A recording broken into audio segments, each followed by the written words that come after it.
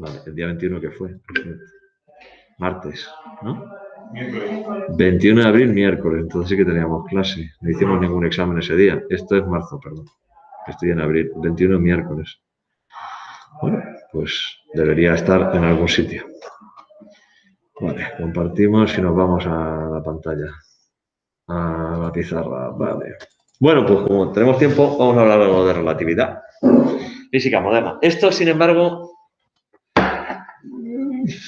yo no recuerdo haber visto... Bueno, en alguna ocasión sí preguntaban qué es eso de que la energía es igual a mc cuadrado. Pero nada más. Pero bueno, como está en el temario, pues yo os lo cuento. Vamos a hablar de relatividad.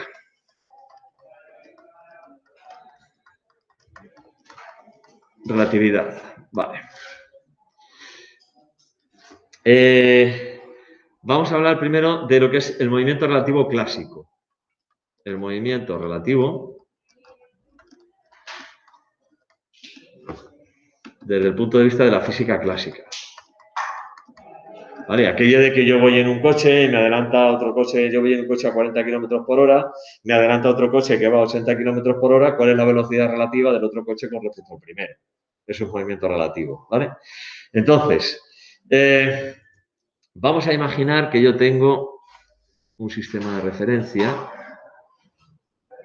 Tengo un sistema de referencia, origen, tacatá, ¿vale? Y otro sistema de referencia que se está moviendo con respecto al primero. Otro sistema, para simplificar, vamos a suponer que se mueve a lo largo del eje X. Porque si generalizas a todos los ejes, los resultados van a ser los mismos, pero matemáticamente mucho más complicado. Pero bueno, vamos a suponer que tengo otro sistema de referencia, que se mueve con respecto al primero a lo largo del eje X, ¿vale? El primer sistema de referencia, este va a ser Y, este va a ser el eje X, esto va a ser Z. En otro sistema de referencia, pues este va a ser X', este va a ser Y', este va a ser Z', este es el origen del primero, este es el origen del segundo, o prima, ¿vale?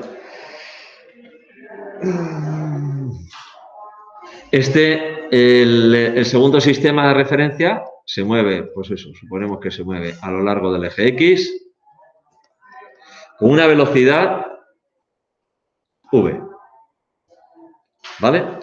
Es decir,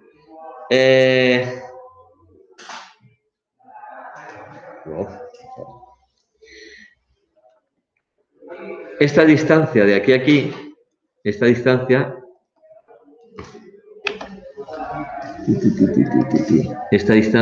desde aquí hasta aquí, esta distancia desde aquí hasta aquí es v por t, ¿vale? Bueno, a ver, vamos a suponer un punto que está, es que estoy, para que el dibujo sea, vamos a suponer este punto, punto P, cuyas coordenadas con respecto al sistema de referencia, Jesús bendito, con respecto al sistema de referencia primero, vamos a ver, así, así, vale, más o menos, ahí, y esto más o menos aquí, esto más o menos aquí, vale, vamos a dibujarle, a ver, joder, es que me ha ido a caer justo encima del otro, mierda. No quería que me cayera justo encima del otro. Un segundo. Joder, pues no tengo que deshacer yo cosas aquí para que el puñetero punto este no me caiga justo encima del otro eje.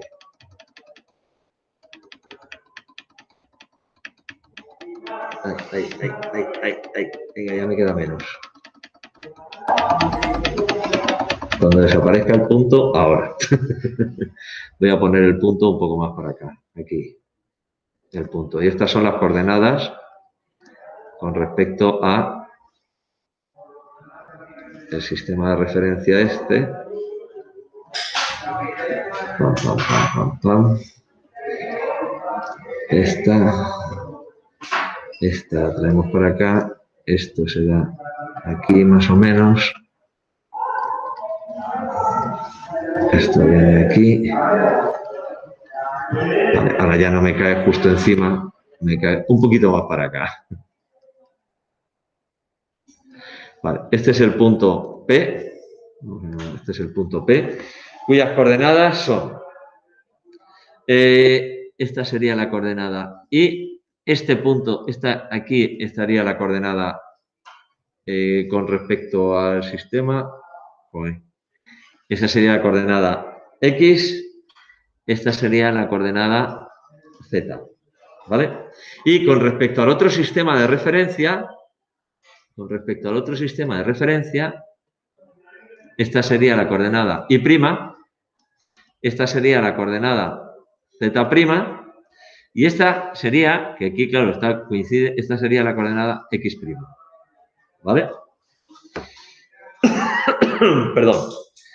La coordenada X, la X, es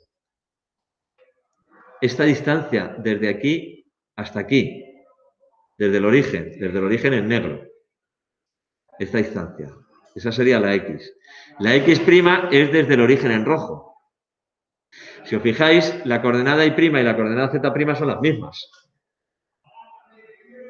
Porque distancia con respecto al desde el origen hasta el corte con el eje Y, que en la vertical, es la misma de aquí a aquí que de aquí a aquí. La coordenada Z es la misma, la distancia con respecto al origen, esto bueno, es la misma desde el origen hasta aquí, es decir, esta distancia es la misma que esta. Con lo cual, la X, la Y y la Z no cambian de un sistema con respecto al otro. Sin embargo, la X sí. Claro, la X con respecto al sistema de referencia en negro es distancia desde el origen hasta este punto.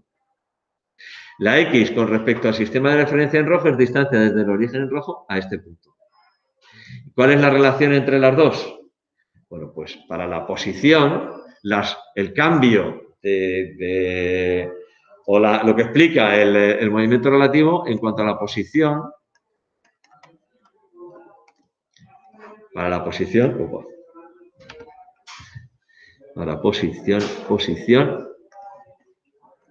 lo que tengo es que X', es decir, posición con respecto al sistema de referencia en rojo, es igual a X menos VT.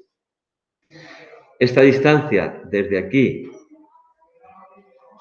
vamos a ponerlo así, vamos a dibujarlo. Esta distancia desde aquí hasta aquí, espera que me falta dibujar aquí esto.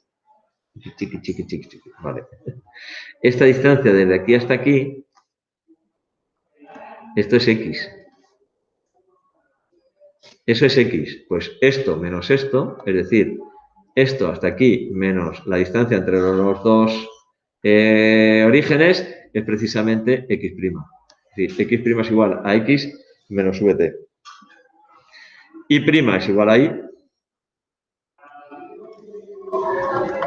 Y' es igual a Y.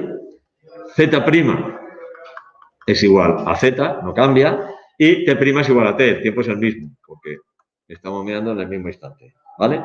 O, si lo hago al revés, puedo decir que X es igual a X' más VT, que Y es igual a Y', que Z es igual a Z' y que T es igual a T', ¿vale? Lo puedo poner en un sentido o en otro, ¿vale? Este es el cambio de coordenadas con el movimiento relativo clásico. Coordenadas conocida la coordenada o la posición con respecto al sistema de referencia y la velocidad de un sistema con respecto al otro, conozco la posición con respecto al otro sistema de referencia. Conocido la posición con respecto al sistema de referencia en reposo, X y Z, velocidad y tiempo, puedo conocer la posición con respecto al sistema de referencia en movimiento. Y conocida la posición con respecto al sistema de referencia en movimiento, puedo conocer la posición con respecto al sistema de referencia en reposo. Ese es el cambio en la posición. ¿Cómo sería el cambio en la longitud?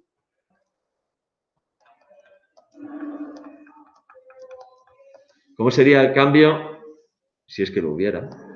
En la física clásica no lo hay. El cambio de la longitud. Por ejemplo, distancia, si yo cojo y dibujo aquí otro punto, punto Q, voy a dibujar aquí otro punto, por ejemplo, taca, taca, taca, taca, taca, taca, taca, taca, aquí. Hola, este sí me salió gordo. Este es otro punto, ¿vale? La distancia en el eje vertical, evidentemente, si no hay cambio y es igual a y', pues no hay ninguna diferencia.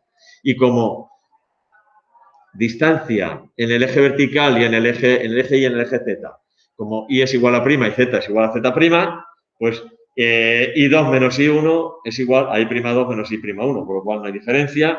Y en el eje z, z2 menos z1 es z'2 menos z'1, tampoco hay diferencia. ¿Qué pasa a lo largo del eje x? Distancia con respecto al sistema de referencia en reposo es igual a x2 menos x1. La distancia con respecto al sistema de referencia en movimiento será igual a x'2 menos x'1. Pero x'2 es igual a x2 menos vt. Y x'1 es igual a x1 menos vt. Con lo cual, vt con vt se me va y esto es igual a x2 menos x1, que es distancia con respecto al sistema de referencia en reposo. Es decir, las distancias no cambian. A lo largo del eje Y, a lo largo del eje Z estaba claro, pero es que a lo largo del eje X tampoco cambia la distancia. Esto que parece una chorrada, luego cuando nos movamos a velocidades próximas a la luz ya la cosa cambia, ¿vale? ¿Y qué pasa con la velocidad?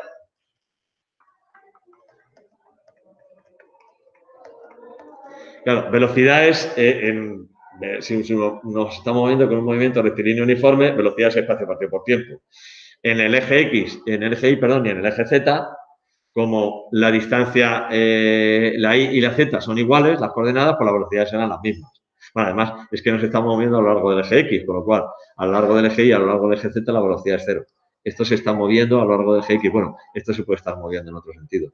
Pero como este solo se desplace hacia allá, la velocidad a lo largo del eje Y y a lo largo del eje X son las mismas. ¿Qué pasa? Del eje Z, perdón. ¿Qué pasa con las velocidades a lo largo del eje X? Insisto, esto es la concepción clásica del movimiento relativo. Vale, pues la velocidad a lo largo del eje X será igual a x2 menos x1 partido por t2 menos t1.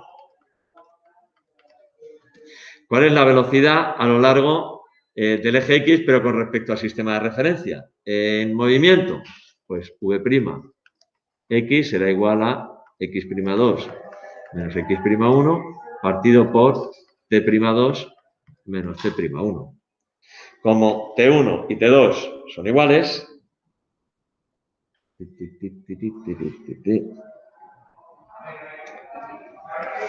vale, esto es igual a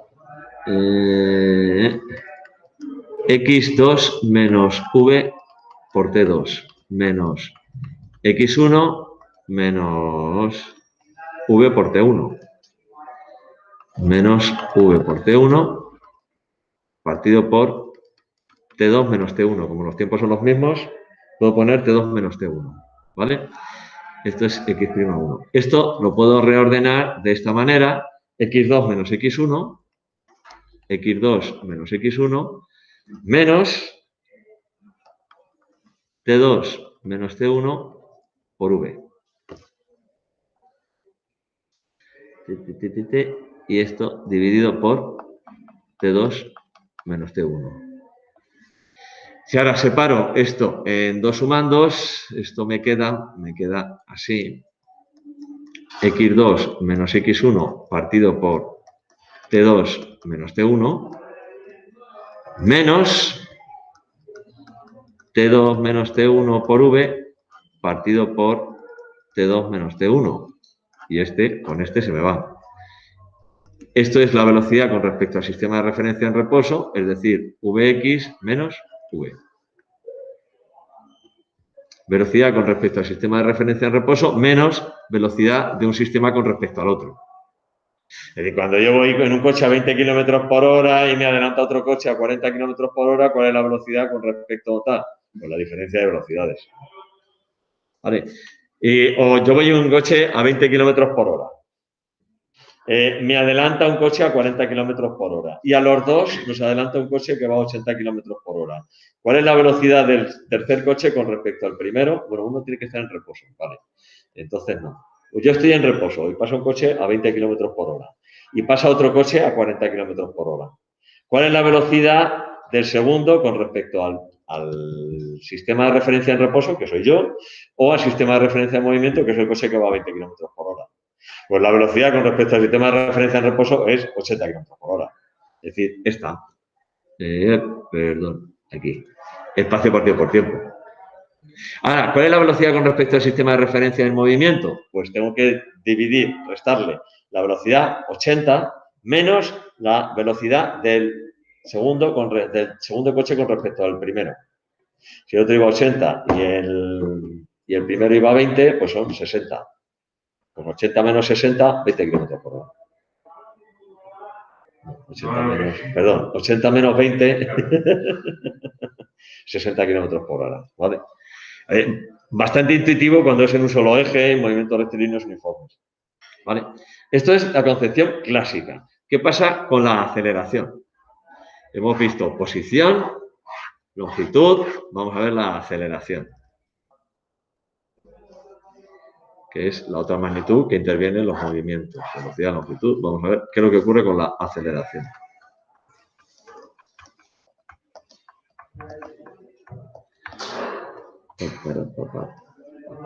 Vale.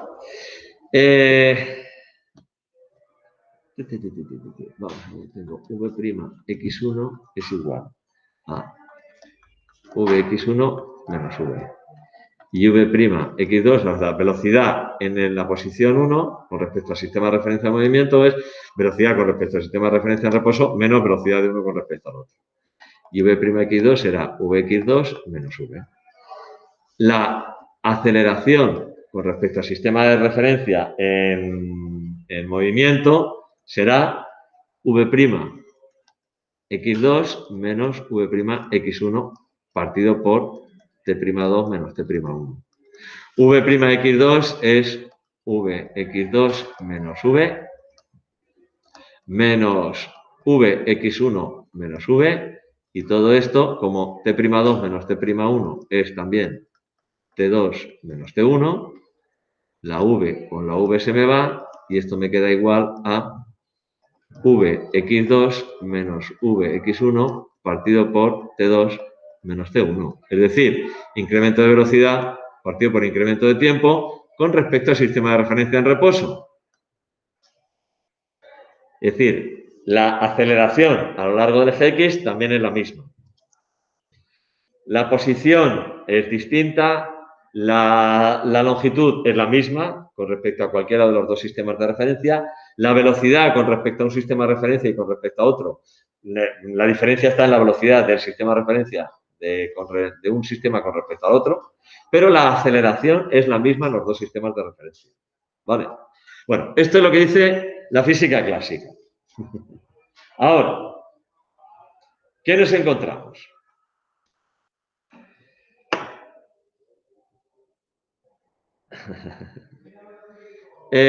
Contradicciones. Vamos a ver cuál es el problema que tenemos cuando, en vez de trabajar con objetos que se mueven a velocidades normales y corrientes, vamos a ver el problema que tenemos con la luz.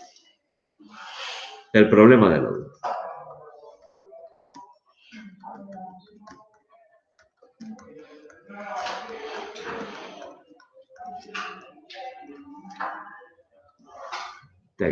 Vale. Maxwell, que fue el que... bueno, el primero que supuso que la luz era una onda electromagnética y fue el que unificó magnetismo y electricidad con las famosas ecuaciones de Maxwell, etc.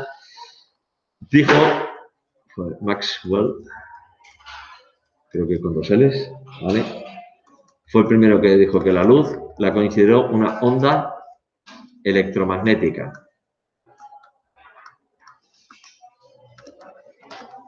campo eléctrico, campo magnético, que oscilan en planos perpendiculares, tal, no sé qué, no sé cuántos, y calculó o estimó que la velocidad de la luz tenía que ser 1 partido, de hecho, si lo calculáis sale, 1 partido por mu sub 0, épsilon sub 0. Mu sub 0, ¿qué era? La permitividad o la permeabilidad. Permitividad, en un caso era permitividad y el otro permeabilidad, pero nunca me acuerdo cuál es cuál. Uno es la permitividad magnética o la permeabilidad magnética y el otro es la permitividad eléctrica o permeabilidad eléctrica del vacío. De ahí resulta que la velocidad de la luz en el vacío es de 3 por 10 elevado a 8 metros por segundo.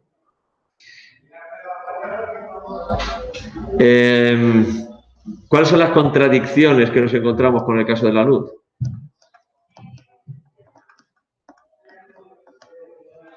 Resulta que si un observador se moviera con una velocidad v con respecto a la... A ver, si un observador, si un observador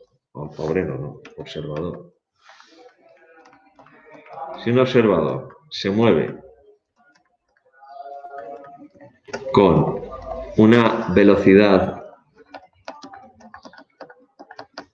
v con respecto a una fuente de luz,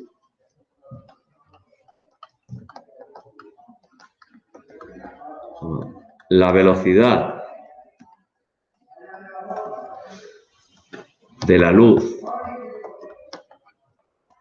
para este observador sería, de acuerdo con la física clásica, si el observador se mueve a una velocidad v con respecto a la fuente de luz, para el observador la velocidad de la luz sería igual a c menos v. Pero esto contradice la ley de Maxwell, porque la ley de Maxwell dice que la velocidad de la luz es 1 partido por la raíz cuadrada de mu sub 0 y 0 sub 0. Si el observador imaginemos que está en el vacío, esto entraría en contradicción con esa ley de Maxwell. Es una contradicción. Esto contradice la ley de Maxwell. ¿Vale? Esas son contradicciones que nos encontramos con la luz. Primera contradicción, la del observador. Esta es la primera contradicción. ¿Vale? Entraría en contradicción con la ley de Maxwell. Segunda contradicción, el experimento de Michelson-Morley.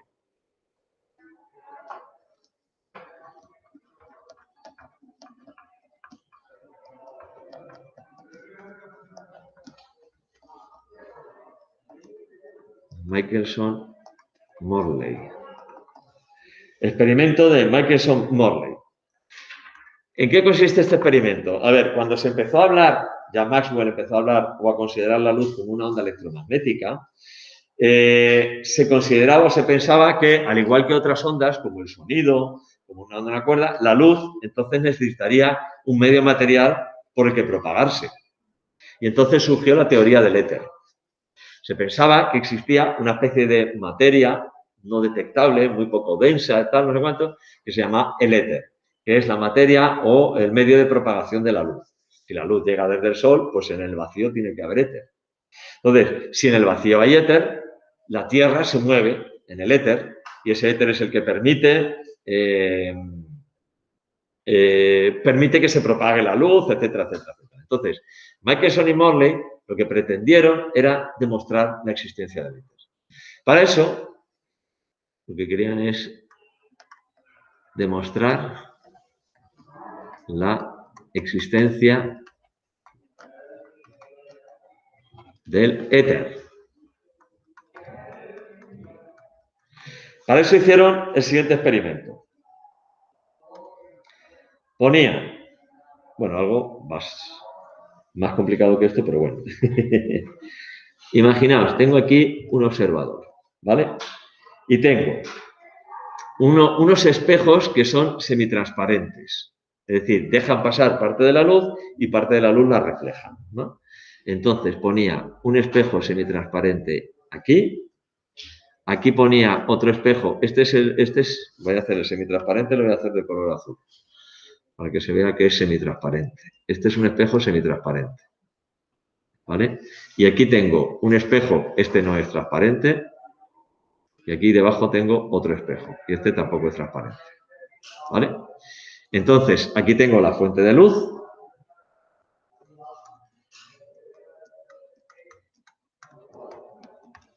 Y tengo, primero, un haz de luz que llega por aquí, atraviesa el espejo semitransparente, se refleja en este espejo de aquí. Voy a dibujarlo aquí separado porque si no... Se refleja en este espejo de aquí, vuelve, como este espejo tiene doble cara y está, se refleja aquí y entonces viene por aquí. Tengo ese rayo de luz por un lado, ¿vale? Ese rayo de luz por un lado. Por otro lado, otro rayo de luz que viene por aquí. Viene por aquí. Espérate, esto lo voy a pintar en verde que si no lo voy a confundir. Este otro rayo de luz que viene por aquí, cuando incide sobre el espejo, se refleja. Y al incidir sobre este otro espejo que hay aquí, se vuelve a reflejar y entonces llega al observador.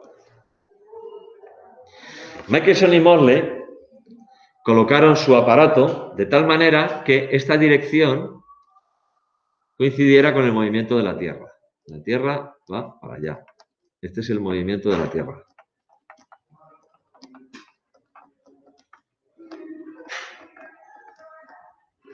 Este es el movimiento de la Tierra, ¿vale? Es decir, se supone que la Tierra avanza a lo largo de una especie de materia que es el éter y la Tierra avanza para allá, ¿vale? Entonces, fijaos, el rayo rojo viene para abajo, rebota y hace un recorrido largo y dos recorridos cortos. El rayo verde hace un recorrido largo y dos recorridos cortos. Pero, mientras que el rayo rojo hace un recorrido corto en contra del movimiento del éter, de la Tierra con respecto al éter, el rayo verde hace uno a favor y uno largo en contra. ¿Vale?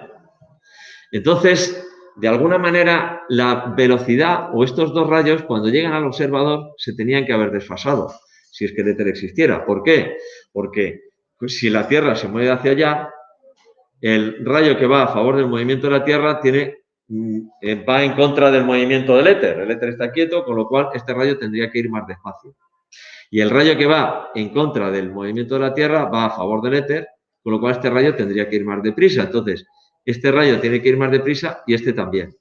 Y este rayo tiene que ir más despacio. Total, que tiene que haber una diferencia en cuanto a el espacio recorrido por los dos rayos es el mismo. Sin embargo, como la velocidad de este tramo y de este no es la misma y la de este es la misma que este, pero es más corto, al final tiene que haber un desfase entre un rayo y otro. Es decir, se tenía que haber producido una interferencia.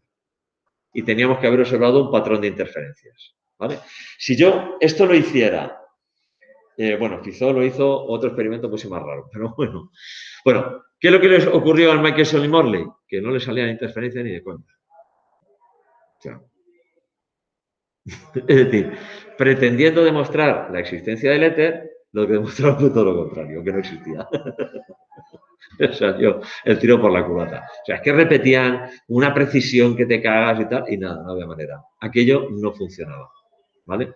Fizeau. Los terraplanistas. Dime. Los terraplanistas que intentan demostrar que la Tierra es plana. Y no le sale. Y no, no les sale ni corriendo. $6.000 y algo y Pues mejor que se lo gasten en otra cosa. ¿Qué quiere que te diga? Van a estar igual de fumados. Anda que no tenemos pruebas de la científica. Bueno, existe otro experimento que también contradice un poco o demuestra un poco el comportamiento extraño de la luz, que es el que hizo Fizeau a través de, en este caso, de agua. Esto es un poco más complicado. Espérate que hago el dibujo porque si no... Vale. Aquí tengo también espejos. Espejos de todo tipo. Aquí tengo un espejo que ve así.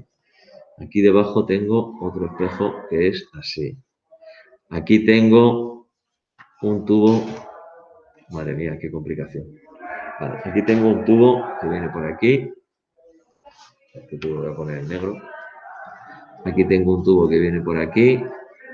Hace así. Hace así. Viene por aquí. Viene por allá.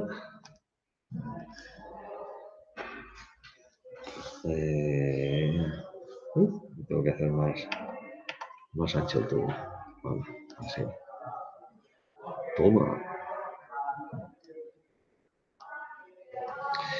Vale.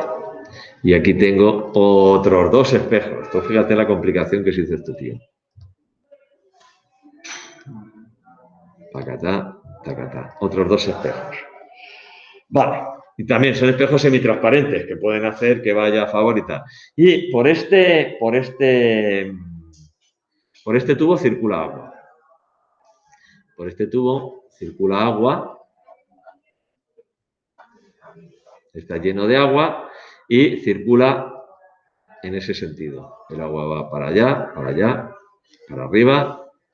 El agua va para allá y aquí va para arriba. Es decir, aquí el agua va hacia allá, el agua va hacia allá, el agua va hacia allá y el agua va hacia allá. Vale. Vale. Y ahora vamos a dibujar los rayos. Primer rayo. Este rayo atraviesa este espejo. En este espejo se refleja. Ahora, el dibujo de los espejos ahora no me ha quedado bien. Ahora dibujaré este un poquito más para abajo, así. Lo dibujo más para acá. Así. Este rayo verde, el rayo verde se refleja en este espejo y llega al observador que está aquí. ¿Vale? El observador ahora lo pondré aquí. Y ahora dibujo el rayo rojo, que el rayo rojo en el primer espejo se refleja hacia abajo, viene por aquí y ahora atraviesa este espejo y llega al observador por aquí. Taca, taca, taca, taca. Vale. Y aquí tengo el observador. Este es el observador y esta es la fuente. Aquí, si os fijáis, la diferencia entre el rayo verde y el rayo rojo es que mientras que uno ha recorrido este tramo en oposición al agua, al movimiento del agua, el otro ha atravesado a favor del movimiento del agua. Si la luz fuese una onda, pues tipo el sonido, etcétera, etcétera, que necesita un medio material sobre el que propagarse, entonces, al ir aquí en contra del medio de propagación, tendría que haber venido más despacio y por aquí tenía que haber venido más deprisa. Es decir, se tenía que haber producido una interferencia y tampoco lo producía. Es decir, a este también le salió el tiro por la culata y no consiguió demostrar lo que pretendía demostrar. Bien. A todo esto es un antecedente de la teoría de la relatividad de Einstein. Fijaos que, es decir, está claro que tenemos un problema con la luz, ¿no? Parece que la luz no se comporta de una manera clásica. Las transformaciones del movimiento relativo clásicas, que es esto que me está diciendo aquí, para la luz no me vale.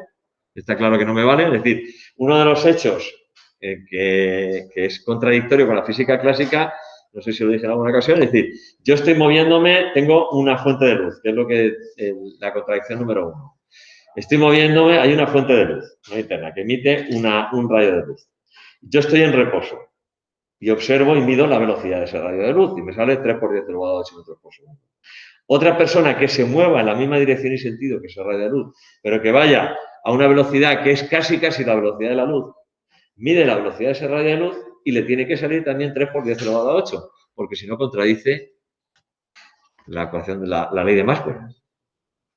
Y dice, pues bueno, pues aquí entonces, si yo me estoy moviendo a velocidades próximas a la de la luz, la velocidad que yo tengo que medir tiene que ser la velocidad de la luz, que mido el observador que está en reposo, menos la velocidad que tengo yo. O sea, me tendría que salir, yo qué sé, si la velocidad es 3 por 10 elevado a 8 y yo me muevo a 2 por 10 elevado a 8 metros por segundo, A mí la velocidad de la luz me tendría que salir 1 por 10 elevado a 8, o sea, 10 elevado a 8.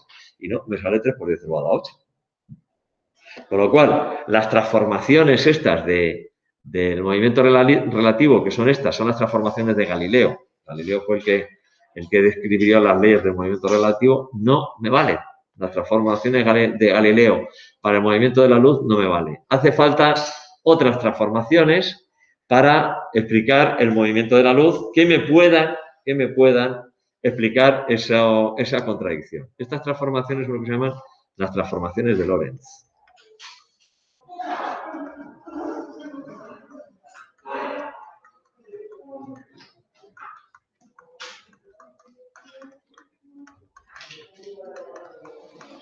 Transformaciones de Lorentz. Que vamos a ver, estas son las transformaciones. Bueno, este es el sistema de referencia en reposo y todo lo que sea prima es el que se está en movimiento, ¿vale? Bueno, pues igual que antes. Sin nada es reposo y prima es el movimiento. Las transformaciones de Galileo son las que hemos visto.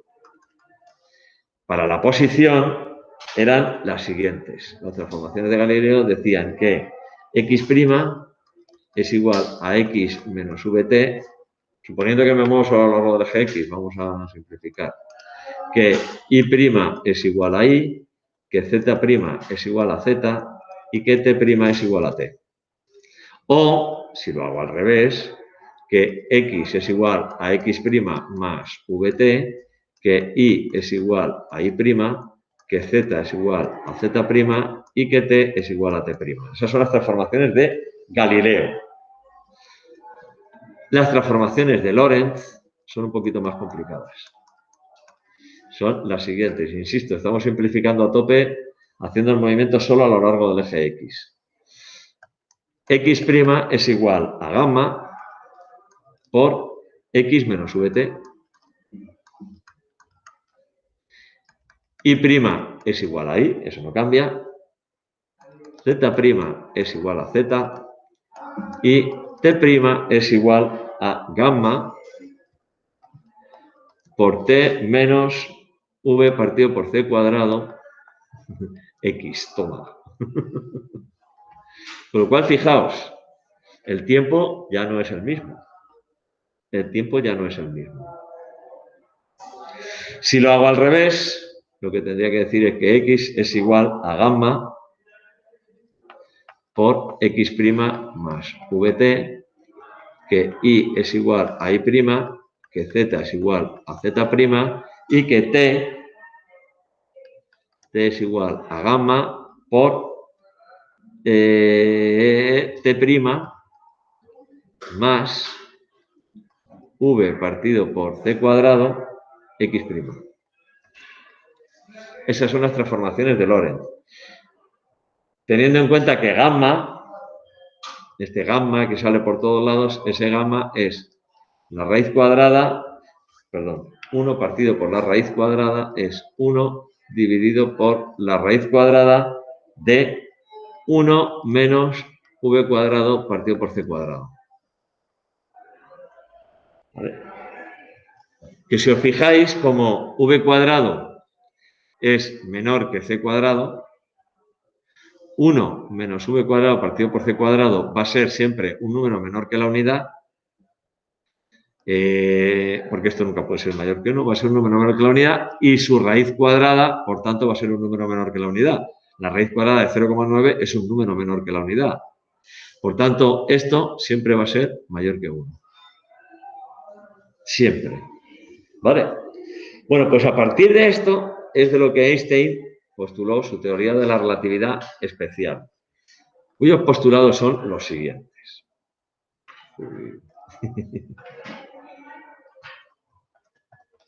Teoría de la relatividad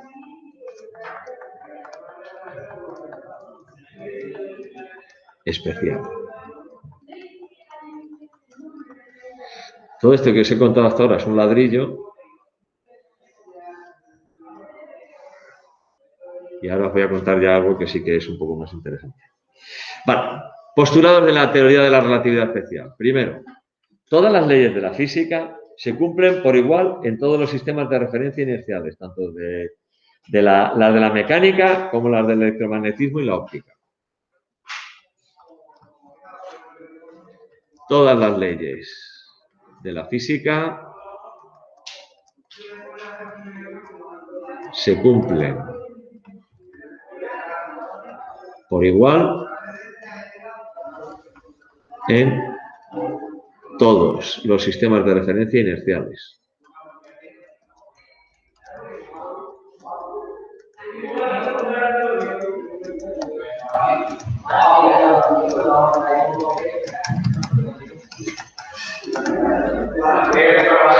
Ya sean tanto las de la mecánica como las del electromagnetismo como las de la óptica, ¿vale?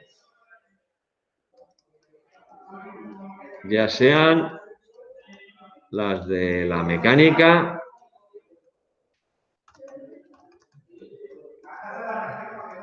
las del electromagnetismo